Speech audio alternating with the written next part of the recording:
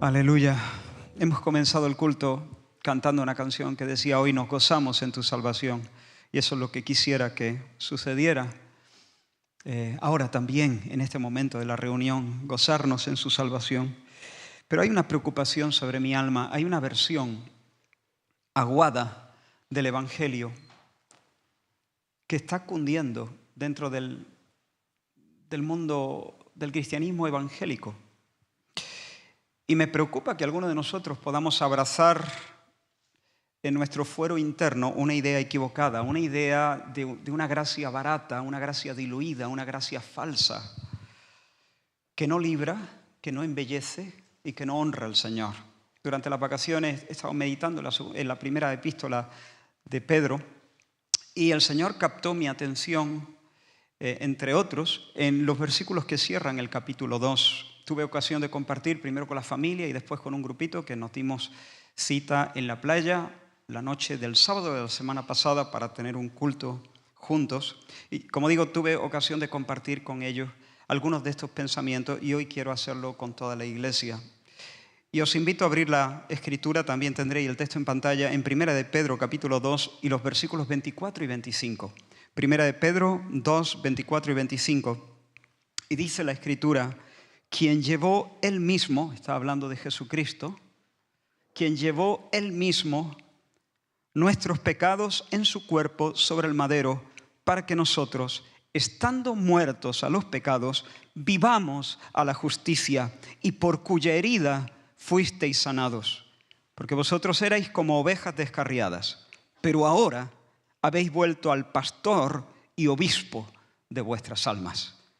Él mismo llevó nuestros pecados en su cuerpo sobre el madero, para que nosotros, estando muertos a los pecados, vivamos a la justicia, y por cuya herida fuisteis sanados, porque vosotros erais como ovejas descarriadas, pero ahora habéis vuelto al pastor y obispo de vuestras almas. Lo primero que quiero hacer es ondear como una bandera sobre nuestras cabezas esta solemne verdad que constituye el corazón del Evangelio. Jesucristo, Él mismo, llevó nuestros pecados en su cuerpo sobre el madero. Quita esta verdad, desplaza esta verdad y te habrás quedado sin Evangelio. Todo lo que queda, si esto se desplaza, es un rito sin vida, un sistema religioso en ruinas, sin ningún poder. Lo digo de nuevo, hermanos. Él mismo llevó nuestros pecados en su cuerpo sobre el madero. Bendito sea el nombre del Señor. Si tuviéramos una idea más lúcida de lo que es el pecado, no podríamos escuchar esto sin estremecernos. El pecado es la traición más alta, el insulto más grave, el menosprecio más ruin. El pecado es bajo, es feo, es injusto, es antinatural. El pecado es un intento de asesinar a Dios. Cualquier pecado es un intento de asesinar a Dios en el fondo. El pecado es una profanación de lo santo. El pecado es una transgresión de la ley. El pecado es una violación del orden divino. El pecado es lo que entristece a Dios, es lo que provoca a Dios, es lo que disloca nuestro mundo, es lo que nos amarga la vida. Y Jesús, en un acto de absoluta abnegación, de entrega total, lo llevó en su cuerpo sobre la cruz. Angustiado él y afligido.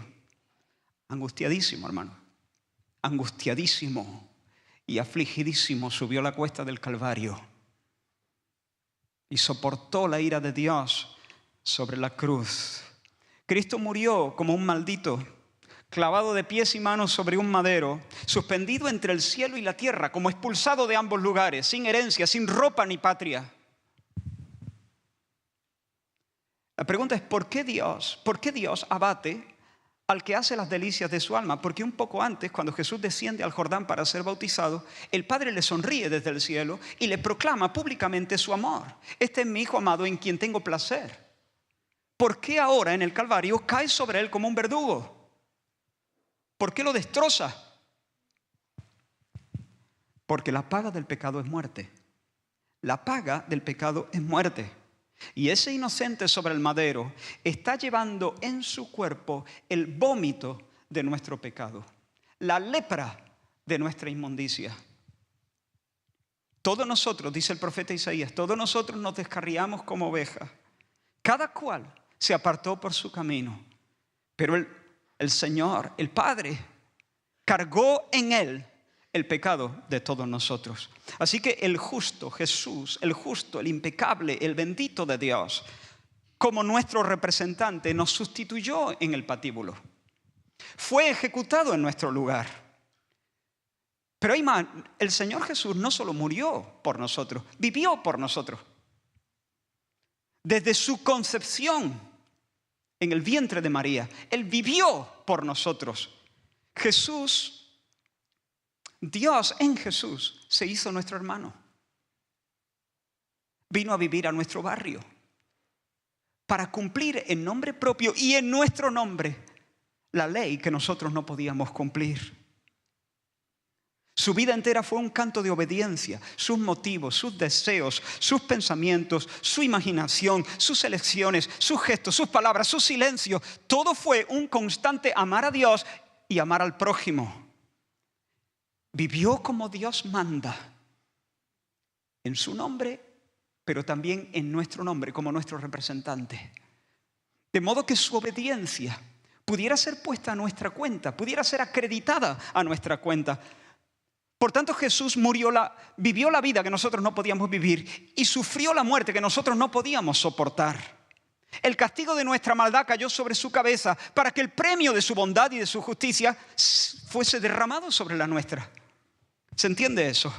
Lo hemos dicho 1.000.000 de veces y lo seguiremos diciendo hasta que el Señor nos dé aliento. En la cruz, Dios Padre trató a Dios Hijo como si Él hubiera vivido nuestra vida, para poder tratarnos a nosotros como si hubiéramos vivido la suya. Y cuando por la fe nos apropiamos de esa realidad, entonces Dios nos declara justos. Esto es maravilloso. Dios nos declara justos y nos sonríe como sonrió al Hijo al descender al Jordán. El apóstol Pablo dice, escribiendo a los romanos, justificados pues por la fe, tenemos paz para con Dios. La justificación es un acto legal de parte de Dios, un veredicto, una declaración divina en la que Dios declara, valga la redundancia, que nuestros pecados, todos nuestros pecados, pasados, presentes y futuros, son perdonados. Y que ahora pone en nuestra cuenta el mérito, la justicia, el récord de Jesucristo. Dios entonces nos ve como si nunca hubiéramos pecado. Y no solamente como si nunca hubiéramos pecado, sino como si siempre, todo el tiempo y de la manera más perfecta, hubiésemos vivido como Dios manda. Hubiésemos cumplido perfectamente su ley. Por tanto, cuando el Señor nos justifica, ya no hay culpa, ya no hay castigo. Ya no hay culpa y por lo tanto ya no hay castigo. Pablo lo dice en Romanos 8. Ahora pues, ninguna condenación hay para los que están en Cristo Jesús. Para los que están en Cristo Jesús, ninguna condenación hay. Ninguna. No hay culpa, no hay castigo. Yo no sé si te has sentido alguna vez abrumado por tu pecado, si te has sentido alguna vez sucio, prisionero, deudor, si has sentido la amargura, la puñalada del pecado en tu conciencia, entonces debes estar bailando si el Señor te permite entender. Ahora pues, ninguna condenación hay para los que están en Cristo Jesús. Punto final. Así que, ¿qué hizo Dios a nuestro favor? El Padre envió al Hijo para que el Hijo llevase nuestros pecados en su cuerpo sobre el madero. ¿Con qué propósito? Bueno, ya lo hemos dicho, para obtener el perdón de nuestros pecados, para reconciliarnos con Dios, para establecer el fundamento de nuestra justificación, de modo que ya no hubiese culpa y ya no hubiese castigo. Amén. Nunca nos cansaremos de decir estas cosas y de predicarlas y de escribirlas y de cantarlas. Pero nuestro texto dice otra cosa. ¿Qué dice nuestro texto? ¿Tienes ahí? ¿Para qué? ¿Qué hizo Jesús? Llevó sobre sí nuestro pecado sobre el madero. ¿Para qué?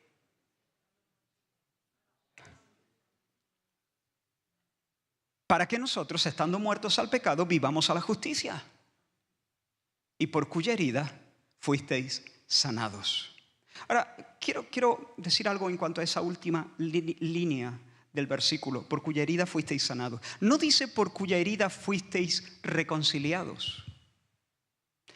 Desde luego, hermanos, por la herida del Señor, por la muerte del Señor, fuimos reconciliados, como acabo de decir. Por supuesto que sí, porque el pecado es enemistad contra Dios. El pecado nos pone a malas con Dios. Necesitamos ser reconciliados por Él. El pecado nos coloca bajo el desagrado divino y bajo la sentencia divina.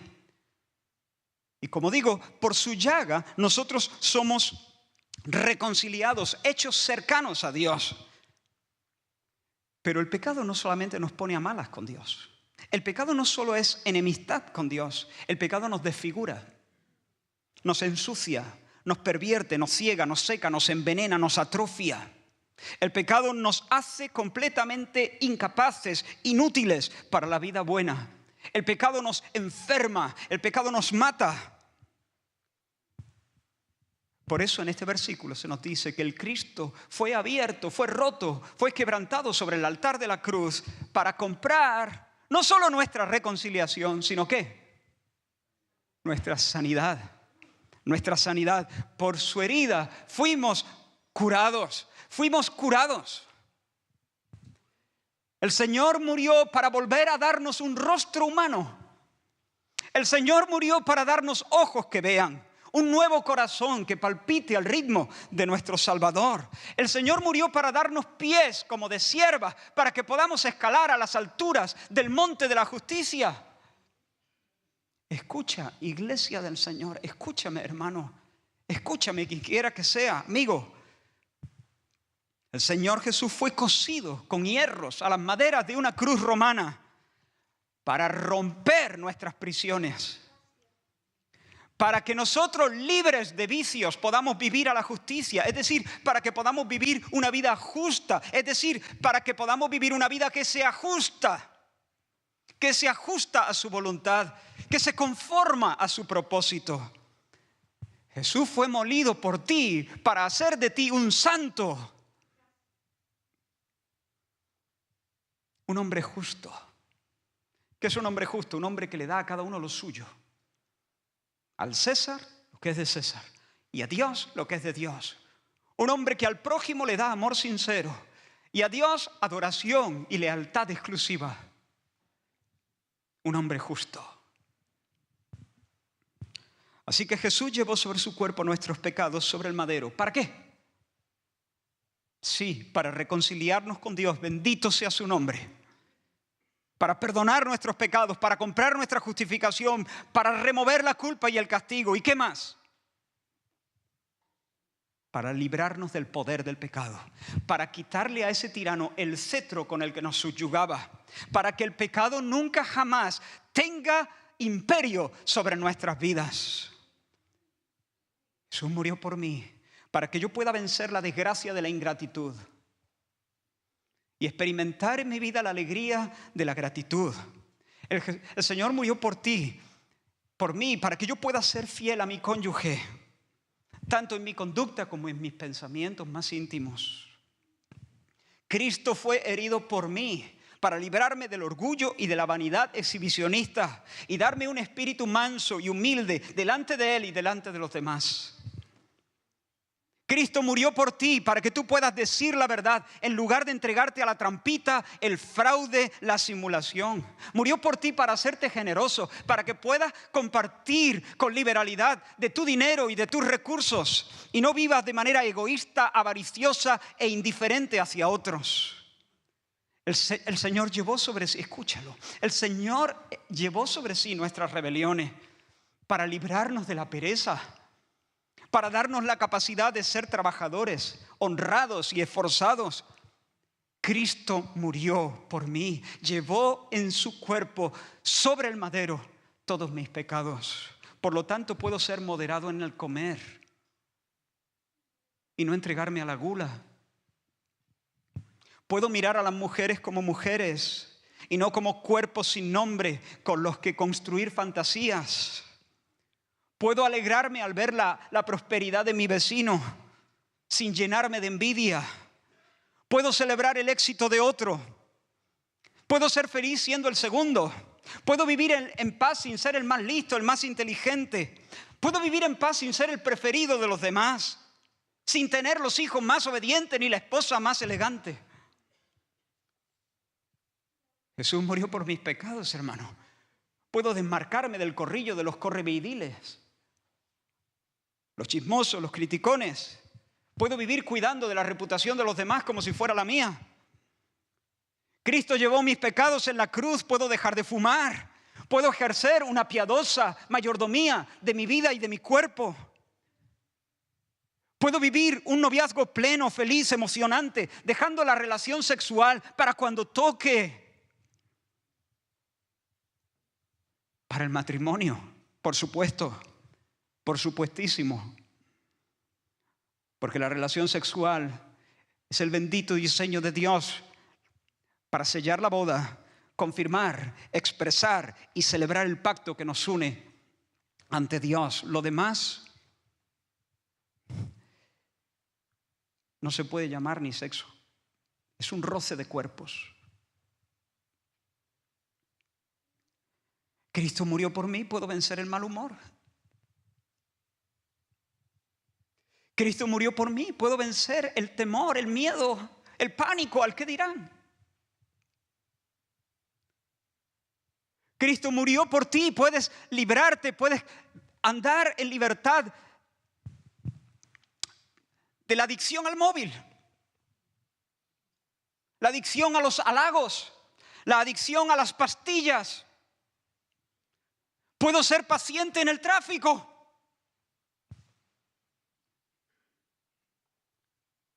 Puedo seguir sonriendo aunque mi equipo pierda. Puedo tener las agallas de defender al débil en la clase, al que le hacen bullying. Puedo perdonar traiciones. Puedo pasar por alto insultos. Cristo murió por mí. Puedo renunciar a la venganza. Puedo bendecir a los que me maldicen. Cristo murió por ti. Puedes vivir en medio de una cultura pornográfica sin entregarte a la lascivia, sin vagabundear por las cloacas de internet. Cristo ha muerto por mí, hermano. Ya no hay culpa, ya no hay castigo, ya no hay maldición, ya tengo la sonrisa de Dios, mañana el cielo. Pero además el pecado ya no tiene puesto su pie sobre mi cuello. Ahora soy yo el que piso, ahora soy yo el que pongo mi pie sobre el cuello del pecado. Mira lo que dice Pablo cuando escribe a los Romanos en el capítulo 5. Dice: si por la transgresión de uno, Adán, reinó la muerte, mucho más reinarán en vida por uno solo, Jesucristo, los que reciben la abundancia de la gracia y el don de la justicia. En otras palabras, los que experimentan el derroche de gracia de Dios y reciben el regalo de la justicia, reinarán en vida. Reinarán en vida. No más esclavitud. No más morder el polvo. Hermanos, quiero que entendáis, desde ya lo digo, este no es un mensaje triunfalista. Huimos de un triunfalismo soso, barato. Este no es un mensaje triunfalista. Hasta que no estemos cara a cara con el Señor, no vamos a ser completamente libres de la presencia del pecado. Pero hermanos, este es un mensaje bíblico y hay cientos de textos para confirmarlo. Reinarán en vida. Esta es gracia verdadera. La demás no me interesa. No me interesa. Sé que hay personas dentro de las iglesias que se conformarían con que el Dios Trinidad solo tratase con la culpa y el castigo. Quieren perdón y cielo, eso sí. Pero la noticia de que pueden ser libres del chisme, la codicia y la pornografía, eso ya no suena eso ya no suena como cánticos de liberación a sus oídos.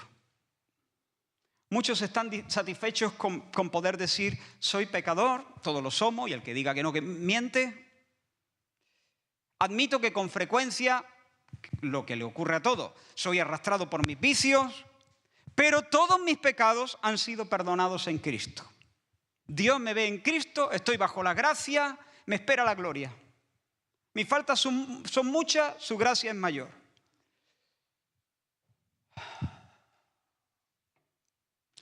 Suena evangélico, suena bien. Digo un amén redondo a eso. Mis faltas son muchas, su gracia es mayor.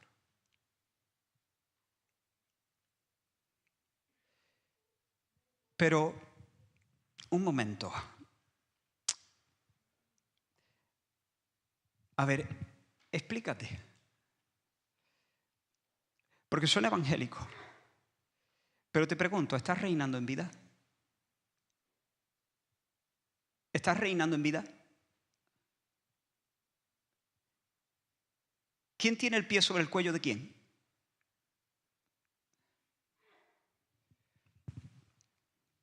¿Estás dándole muerte a los deseos de la carne, a los deseos de los ojos, a la vanagloria de la vida? ¿Estás aprendiendo a mortificar el pecado en el poder del Espíritu Santo? Porque, hermanos, estar bajo la gracia, según el Espíritu Santo, estar bajo la gracia no es solo saberse perdonado. Estar bajo la gracia es saberse perdonado y reinar en vida. Por eso Pablo a los romanos les dice en el capítulo 6, versículo 14, el pecado no se enseñoreará más de vosotros. Pues no estáis bajo la ley, sino bajo la gracia. Estar bajo la gracia es saberse perdonado, y estar bajo la gracia es no estar siendo dominado y sometido por el pecado. Y hermanos, mucho me temo que algunos no quieren oír hablar de obediencia y de santidad y de victoria sobre el pecado, porque en el fondo no odian el pecado. No lo odian. Lo aman, en secreto lo aman. Aman la liviandad, aman el coqueteo con el mundo, aman la verbenita del pueblo, aman el programita picante, aman los ambientes sensuales, lo aman, les gusta. Con todo el respeto, le he pedido al Señor, Señor, no me dejes ser duro. Acto seguido le dije, Señor, no me dejes ser blando. Señor, déjame que transmita, aunque sea de forma cercana, el peso que tú tienes en tu corazón. ¿Qué puedo decir de aquellos que en el secreto aman la liviandad y el flirteo con el mundo y la verbenita del pueblo? Sencillamente no son cristianos. No son de Cristo, porque los que son de Cristo, la Biblia los define de esta manera: tienen hambre y sed de justicia. Tienen hambre de justicia. Tienen sed de santidad personal. Quieren ser personas justas. Tienen un hambre de ser personas que le dan a Dios lo que a Dios le corresponde y le dan al prójimo lo que al prójimo le corresponde. Quieren ser santos, tienen una ambición de ser como Cristo, anhelan ser transfigurados, ser como su Señor, admiran a su Padre, admiran a su Rey, y como hijos amados quieren imitarle. Los que son de Cristo quieren ser santos. Te pregunto, esta es la prueba del algodón. ¿Tienes un deseo sincero de ser un santo? Eres cristiano. ¿No tienes un deseo sincero de ser un santo? No eres cristiano. Si no estás de acuerdo conmigo, no te cierres a lo que estoy diciendo. No te enfades, pero te desafío. Ve a la Biblia y demuéstrame que no es así.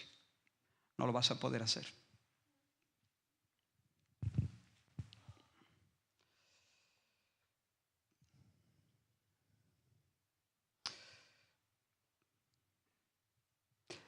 Los cristianos tienen hambre y sed de justicia. Y claro, cuando el pecado se agita en ellos con furia y los engaña y los tira al suelo, porque los cristianos caen, pecan. El apóstol Juan dice, y el que dice que no Es mentiroso, se está engañando a sí mismo. Pero cuando ocurre eso, cuando tropiezan y caen, lloran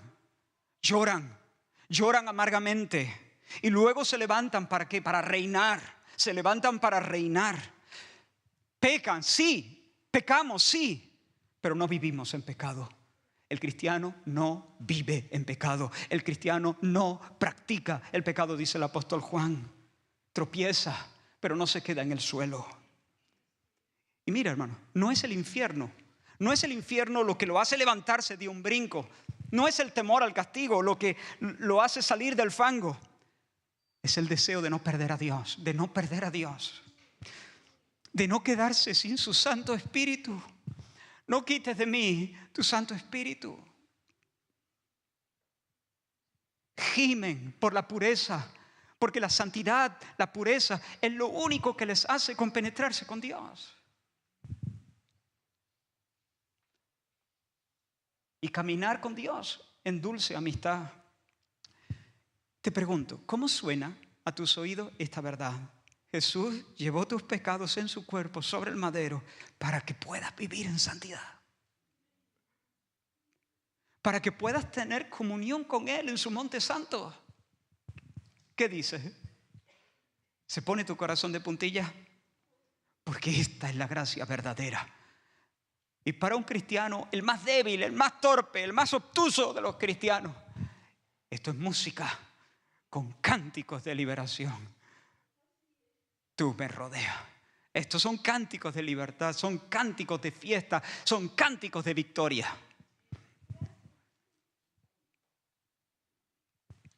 Pero hermanos, hay personas, quizá aquí, no lo sé, pero que no quieren ser santos. No quieren. Como mucho quieren parecerlo. Pero ser santo no es lo mismo que parecerlo.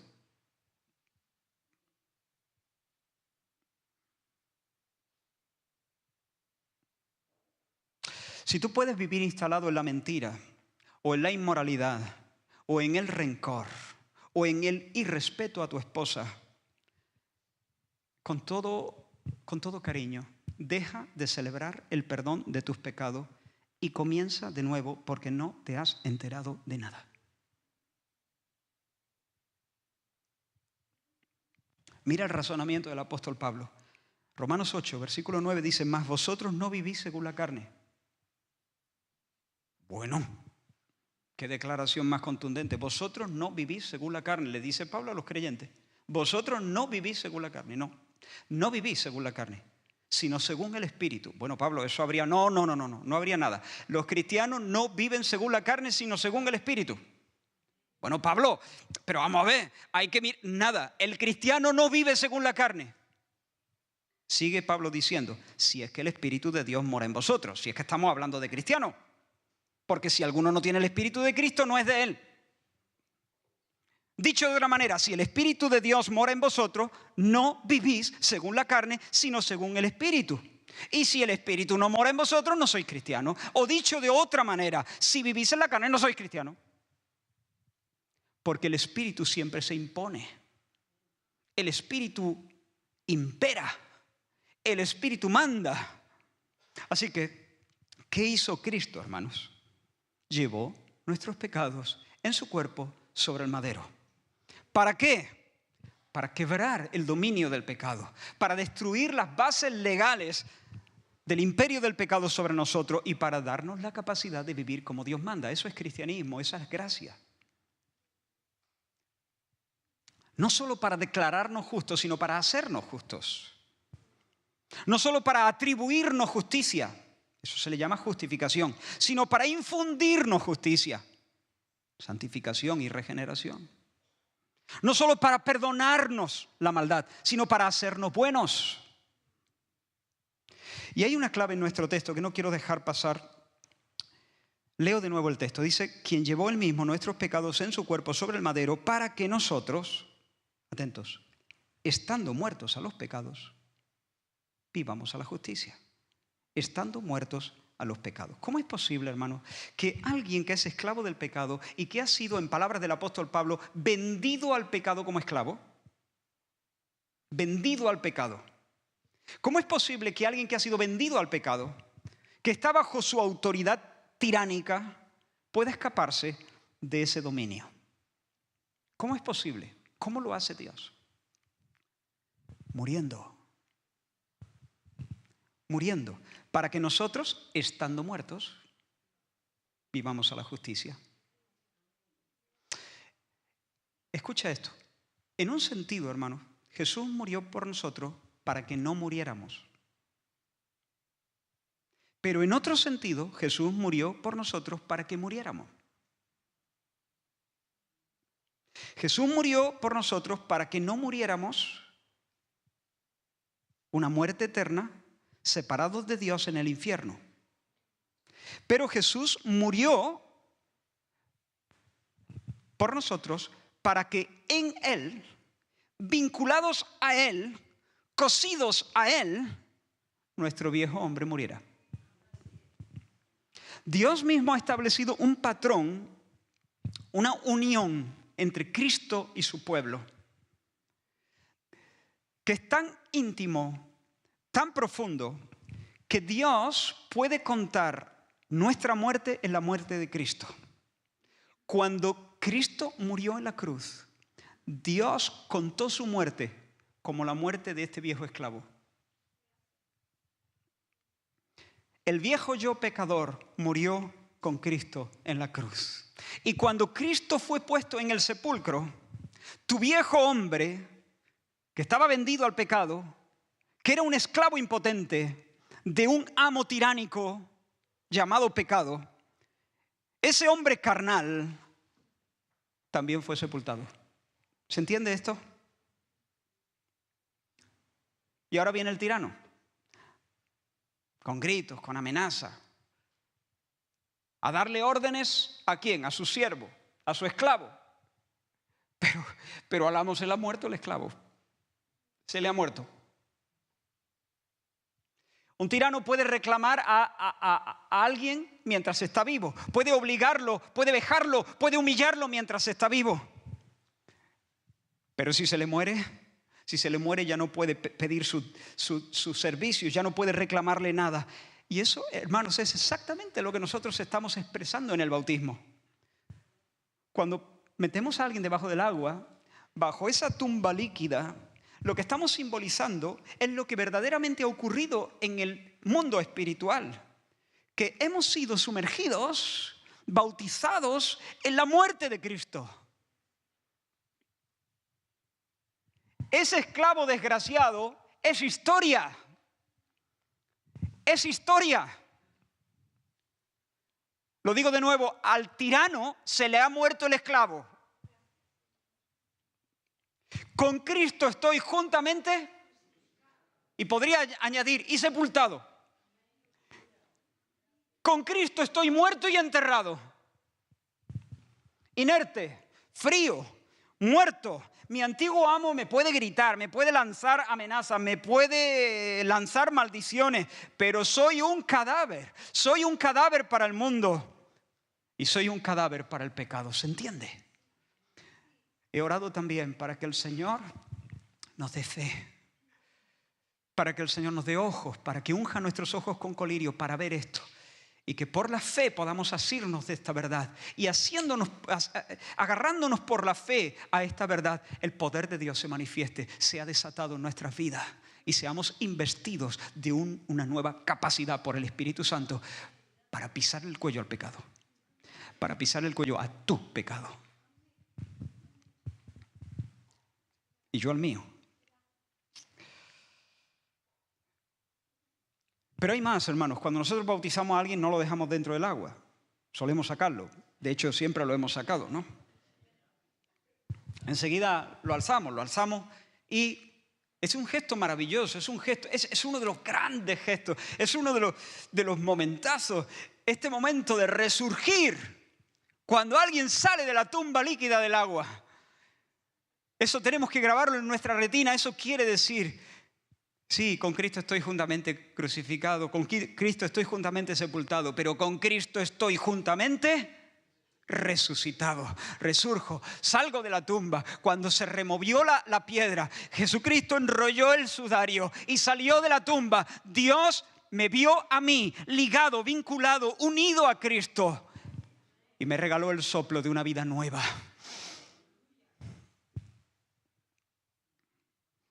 Y hay más. Cuando Cristo ascendió a los cielos, escucha este versículo, escúchalo, saboréalo. Dios, que es rico en misericordia, por su gran amor con que nos amó, aun estando nosotros muertos en pecado, nos dio vida juntamente con Cristo. Por gracia sois salvos. Y juntamente con Él nos resucitó y asimismo nos hizo sentar en lugares celestiales con Cristo Jesús. Muerto, enterrado, resucitado, ascendido, sentado en lugares celestiales, juntamente con Cristo.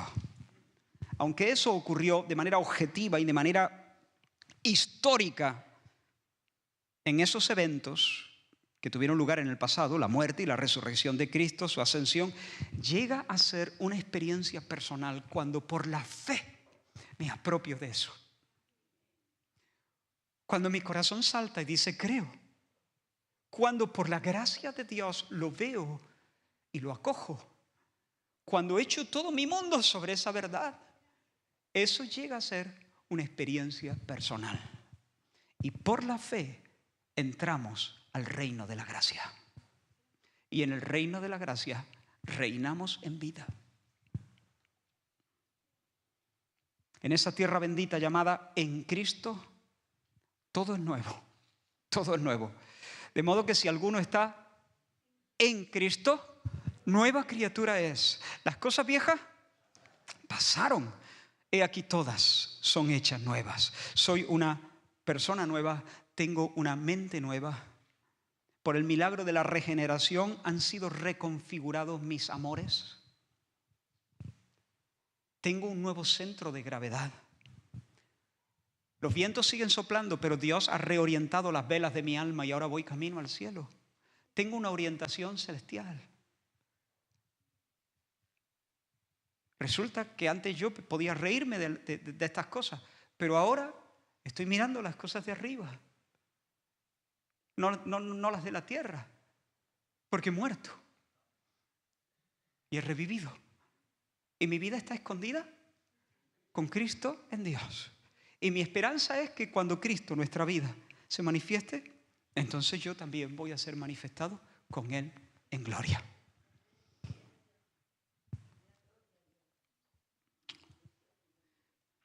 Y hay más. Se me pone bajo un nuevo Señor, bajo un nuevo amo. El versículo 25 dice, porque vosotros erais como ovejas descarriadas. Unas cabras más bien, cabras.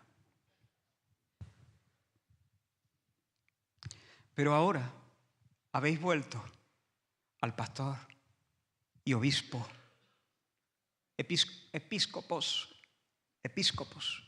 obispo es guardián, el sobreveedor, el que vela, el que hace la ronda, el que protege, el que cuida.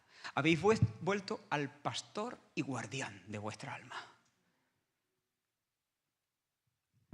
Y hermanos, ese pastor y guardián de nuestras almas no está en algún lugar por allí. Ha hecho morada en nosotros. Pablo dijo, con Cristo estoy juntamente crucificado, pero no termino ahí la frase. Y ya no vivo yo, más vive el pastor y guardián de mi alma, vive en mí, vive Cristo en mí, Cristo vive en mí. No solamente se me reconfigura, sino que se me hace un templo y Cristo está en mí, no como un crucificado sin pulso. Cristo está en mí como el Dios vivo en su templo. Como el emperador de mi alma. Como el pastor de mi alma, como el guardián de mi alma. Y por su espíritu, el Rey reina para que también yo reine en vida. Y por amor a su nombre, el buen pastor me guiará por sendas de justicia. Él nos guía en sendas de justicia bajo el liderazgo firme, eficaz, tierno, amoroso del Espíritu Santo. Y los restos del pecado que aún se agitan en nosotros, pues están ahí. La carne protesta, patalea, pero también el Espíritu pelea contra la carne y la domina. Ahora Jesús es el Señor y nos suministra el poder de su resurrección. Nos suministra el poder indestructible de una vida que ha salido de la tumba. Y por la suministración del Espíritu de Dios, por el suministro del Espíritu de Dios, nosotros podemos andar en vida nueva. Entonces, no solamente hemos muerto, el pecado ya no nos puede reclamar nada porque al pecado se le ha muerto el esclavo. Pero no solamente he muerto, he revivido. Y no solamente he muerto y revivido, sino que ahora soy el templo del Señor y en mí está Cristo por el Espíritu que ejerce reinado en mí, que me guía, que me trae. La palabra guía es esa, que sois guiados por el Espíritu Santo, que sois traídos por el Espíritu Santo con fuerza y con pericia. Bendito sea el nombre del Señor.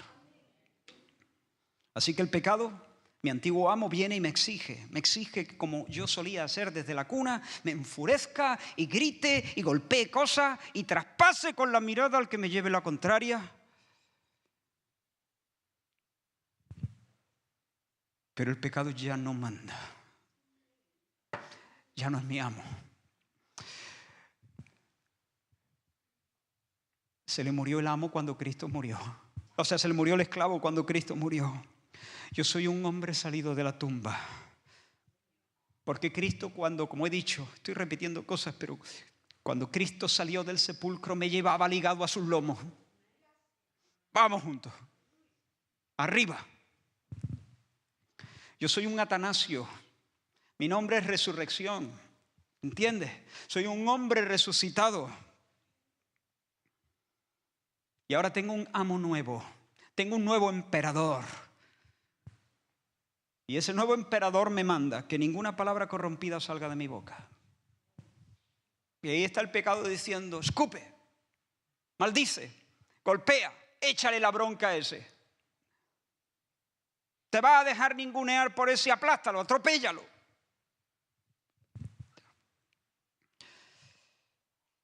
Y el emperador de nuestra alma, pastor y guardián de nuestros corazones, nos dice, ninguna palabra corrompida salga de tu boca, sino la que sea buena para la necesaria edificación. Arranca la amargura, todo enojo, toda ira, toda gritería, toda maledicencia, toda malicia. Sé benigno, sé misericordioso, sé perdonador.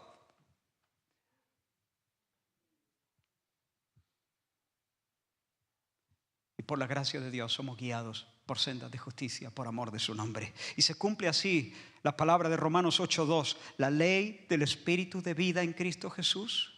La ley del Espíritu de vida en Cristo Jesús me ha librado de la ley del pecado y de la muerte.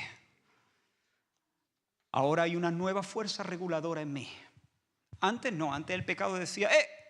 Y uno se cuadraba y mordía el polvo y hacía lo que el amo decía. Pero ahora hay una nueva fuerza reguladora. Primero que mi amo yo con él no tengo nada que ver. Mi antiguo amo, perdón. No tengo nada que ver con él. Segundo, que hay una voz que resuena, que se sobrepone, que se impone a las demás voces. La ley del Espíritu, esa operación poderosa y efectiva del Espíritu Santo en nuestro corazón, esa influencia constante, efectiva que nos capacita para aplastar al pecado y para andar en santidad. La ley del pecado nos llevaba a la muerte, la ley del Espíritu de vida en Cristo Jesús, ¿a qué nos lleva? ¿Cuál es el fruto del Espíritu? Amor, gozo, paz, paciencia, benignidad, bondad, fe, mansedumbre y templanza. Y contra estas cosas no hay ninguna ley en contra de esto. Es decir, cuando yo ando en amor, he cumplido toda la ley, he caminado como Dios manda. estoy viviendo a la justicia, en justicia.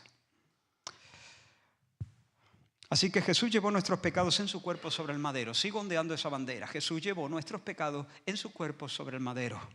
¿Para qué? Para quebrar el dominio del pecado y para darnos libertad, para andar en justicia. ¿Y cómo? ¿Cómo es posible que siendo yo, habiendo sido esclavo, vendido al pecado, pueda zafarme de esas cadenas? Abrazando por la fe la muerte de Cristo como mi propia muerte. Abrazando por la fe la resurrección de Cristo como mi propio resurgir, como mi propia resurrección, como mi propia entrada a una vida nueva. Puedo vivir en virtud del milagro de la regeneración y en virtud de la morada del Dios Trino. El Padre y el Hijo por el Espíritu morando en mí, en virtud de esas glorias. Puedo vivir en justicia. Estoy terminando. Pero solo me queda rogarte que te lances sobre esta promesa y que la hagas tuya. Romanos capítulo 6 dice, porque Cristo en cuanto murió, al pecado murió una vez por todas, mas en cuanto vive, para Dios vive. Y ahora escucha, así que también vosotros, consideraos muertos al pecado, pero vivos para Dios en Cristo Jesús nuestro Señor. Consideraos muertos al pecado, pero vivos para Dios en Cristo Jesús, Señor nuestro. No reine pues el pecado en vuestro cuerpo mortal, de modo que lo obedezcáis en sus pasiones. Ni tampoco presentéis vuestros miembros al pecado como instrumentos de iniquidad, sino presentaos vosotros mismos a Dios como vivos de entre los muertos, y vuestros miembros a Dios como instrumentos de justicia. Porque el pecado no se enseñoreará de vosotros, pues no estáis bajo la ley, sino bajo la gracia. Hermano, cree, pídele al Señor que abra tus ojos. Pídele que siga abriendo los míos. Pidamos que siga abriendo nuestros ojos. Iglesia del Señor, familia del Señor, pidamos que el Señor siga abriendo nuestros ojos delante de esta realidad. Cree y considérate muerto. Considérate muerto. Considérate muerto. Hace como 11 años puse un ejemplo. El otro día también en la playa lo repetí. Que para mí fue muy útil. Conté la historia. Yo la conté como verdadera y luego dije que no, que era un invento. Pero como ya lo sabéis, bueno, es un invento, es una historia ficticia. Pero bien pudo ser muy similar a muchas historias que se dieron en los Estados Unidos. Conté la historia de Zacarías Tyndall. Zacarías nació en el estado de Alabama y nació en una casa siendo esclavo. Su padre ya era esclavo, su abuelo era esclavo. Y se crió allí como esclavo en esa casa. De hecho, se crió escuchando historias horribles porque a su abuelo mismo lo habían matado de una forma cruel, lo habían hecho beber hasta emborracharse y luego lo habían lanzado al río sabiendo que no sabía nadar. Zacarías había crecido y ahora tenía hijos que tenían que soportar los caprichos y los abusos de los niños de los amos. Pero resulta que en 1863 se declaró en toda la nación la proclamación de emancipación en todos los Estados Unidos. Vigente desde el 1 de enero de 1863. Ese día, a las 12, a las 0 horas, Zacarías cogió sus maletas y se fue de casa para vivir como un hombre libre. Pero estando comprando en un establecimiento un par de días después, entró con cara de pocos amigos su antiguo amo. Lo miró desafiante, se dirigió hacia él y le dio una orden. Y en ese momento Zacarías comenzó a temblar, sintió mareos y se orinó en los pantalones. Y enseguida se puso a hacer lo que su amo le pedía. ¿Qué le dirías a ese hombre? ¿Qué le dirías? Hey, Zacarías, escucha. Se ha proclamado, se ha hecho ya, es un hecho la proclamación de emancipación. Tú ya no eres esclavo. ese fulanito no es tu amo ya. No tiene ningún derecho sobre ti. Dile que no. Plántate firme. Estoy temblando. No importa. Tiembla si quieres, pero no ceda. No te pliegues a sus caprichos. No te pliegues a sus... No te achantes con sus amenazas. Mantente firme. ¿Qué le dirías a ese hombre? Mira, vas a hacer una cosa. Todas las mañanas cuando te levantes, léete la declaración de emancipación. Hazla tuya. Asimílala. Considera que ese antiguo esclavo, que el antiguo Zacarías Tindel, eso ya es historia, ya pasó, está muerto. Eso ya no está vigente. Estamos en un nuevo tiempo, en una nueva cosa. Esa página ha sido arrancada y echada al fuego. Y luego cada noche cuando te vayas a dormir, vuelve a leer, repítete a ti mismo, soy un hombre libre. Hazte una camiseta, Zacarías, que diga soy un hombre libre. El esclavo antiguo murió. Es más, Zacarías, durante un tiempo, ¿por qué no caminas con un hombre libre? Que te enseñe a caminar con los hombros erguidos, que te enseñe a mirar a los ojos a las personas, que te enseñe, que te lo recuerde de tanto en tanto, que si por lo que sea aparece tu antiguo amo por ahí con exigencias y con amenazas, que te ayude, que te diga al oído, no cedas, Zacarías, eres un hombre libre, plántale cara, respóndele con firmeza, dale la espalda.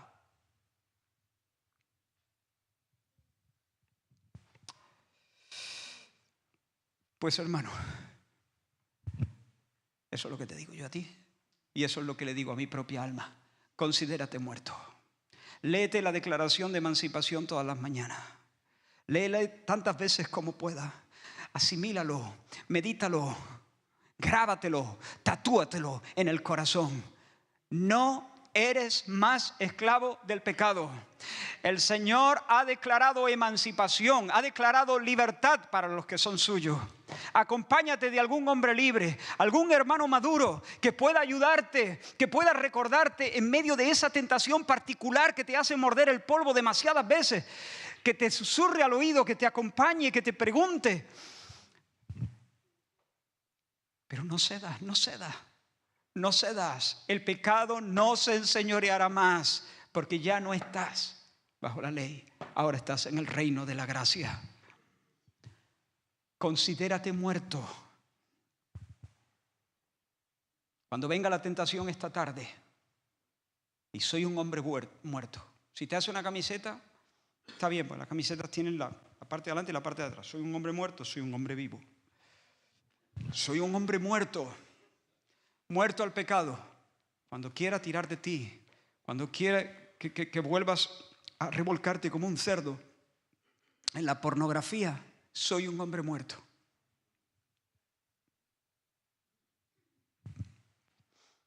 Y enseguida te declaras insumiso. No presentéis, dice Pablo, no presentéis vuestros miembros como instrumentos de iniquidad. No prestes tu boca para la iniquidad, no prestes tus manos para la iniquidad, no prestes tu fantasía, no prestes tu imaginación, no prestes tus facultades para la iniquidad.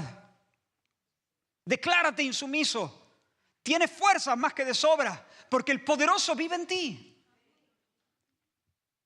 Yo no entiendo de esto, pero supongo que es así. Si me equivoco, bueno, que alguien me corrija, pero ¿por qué un león, con toda la potencia y la fuerza que tiene un animal como eso, se somete servilmente a las demandas de un domador flaco, canijo, chico? ¿Por qué? Fácil. Porque desde chiquito, cuando el león apenas sabía caminar, está bajo el poder del látigo de ese domador. Ese león desde chico ha aprendido quién manda. Lo han sometido y no concibe que pueda hacerle frente, plantarle cara a ese domador. Pero si recibiera luz, si recibiese la luz necesaria, entonces ¿qué haría? Ahí hay un móvil sonando, ¿no?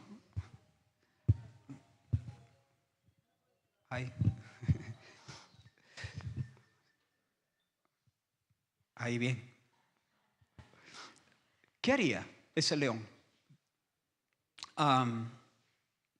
pues se revolvería y de un zarpazo le quitaría el látigo al domador y a otra cosa. Pues tú eres el león. Esto no es un mensaje de autoestima, no. Tú eres el león porque el Espíritu Santo está en ti. Por el Espíritu podemos mortificar. Pero si vosotros dice hacéis morir. ¿Quién le hace morir? ¿El Espíritu o yo? Yo lo hago morir. Lo hago morir yo, por el Espíritu. Eso sí, con el poder que el Espíritu me da. Con el poder que el Espíritu me da, el pecado lo venzo yo. Pero si hacéis morir por el Espíritu, con la capacidad que el Espíritu da, sin la capacidad del Espíritu nada, sin mí nada podéis hacer. ¿Pero conmigo qué? Todo lo puedo en Cristo que me fortalece. Entonces por el Espíritu yo puedo plantarle cara al pecado, quitarle ese látigo, darle la espalda y reinar en vida. Termino.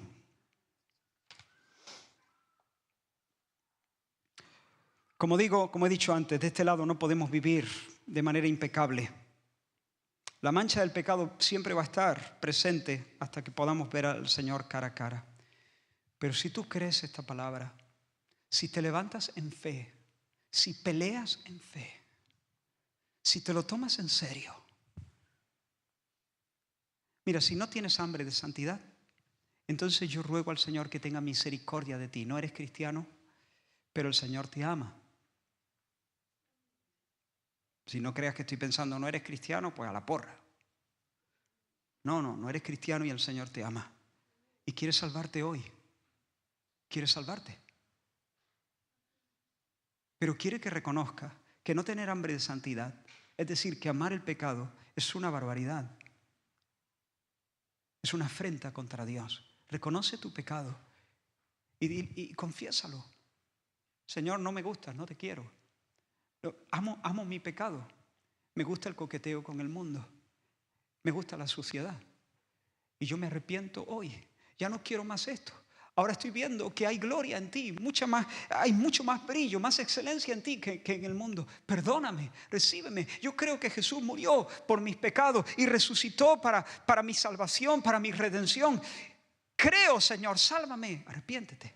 Pero si tú eres cristiano y ya tienes hambre de santidad, entonces te digo, si tú peleas esto, si tú sigues aferrándote a esta verdad, si es verdad que hasta que no veas a Cristo no vas a poder librarte completamente de la presencia del pecado y de la mancha, pero sí vas a experimentar el poder de Dios para reinar. Y a medida que creces en santidad y a medida que conquistas colinas en tu vida, el testimonio interno del Espíritu Santo se hará creciente. El Espíritu Santo te enseñará que eres un hijo. ¿Y cómo te lo enseñará? Te dará una revelación. Eres un hijo. ¿Cómo el Espíritu Santo da testimonio a nuestro espíritu? Imprimiendo en nuestra conciencia que vivimos en clave hijo. Porque los legalistas o los mundanos, realmente los legalistas, los religiosos, si hacen algo, si se privan de algún pecado, lo hacen por temor a las consecuencias o movidos por una extraña, no sé, presión de deber o algo así. Pero el cristiano no. El cristiano lo hace por gusto, porque quiere, porque ansía la pureza, porque le gusta la pureza, porque la quiere para sí, porque quiere andar con Dios en su monte santo. Y entonces el religioso resopla, hace cosas pero resopla. El cristiano no, el cristiano dice Abba Padre, como los niños que admiran a su papá. Los niños chiquitos admiran a su papá y le imitan en su peinado y en sus gestos y hacen lo mismo que ellos y les gusta ir a la par y caminar como ellos. Y cuando nosotros nos movemos de esa manera, el Espíritu imprime en nuestra conciencia esa convicción. Yo soy un hijo. Soy un hijo. Me queda claro que soy un hijo. Definitivamente soy un hijo. Se me nota que soy un hijo. Yo lo veo que soy un hijo. Porque en mi corazón, yo no resoplo, yo quiero esto. Sí, hay lucha. Sí, hay combate. No hay santidad sin combate. Pero hay anhelo. Hay ilusión. Me hace ilusión ser como papá. Me hace ilusión ser santo. Me hace ilusión. Me queda clarísimo que soy un hijo. Y cuando me queda clarísimo que soy un hijo, tengo gozo. La alegría de la salvación, el gozo de la salvación. Y cuando tengo gozo, tengo fuerza. Y cuando tengo fuerza, puedo dar un paso más en el seguimiento de Cristo. Iglesia del Señor, no te conformes con una gracia barata. No te conformes con una gracia que no te da la promesa de reinar en vida. Perdón, amén, aleluya, gloria a Dios, perdón de pecado. Santidad, amén, aleluya, santidad, reinar en vida. Amén. Vamos a terminar este tiempo orando.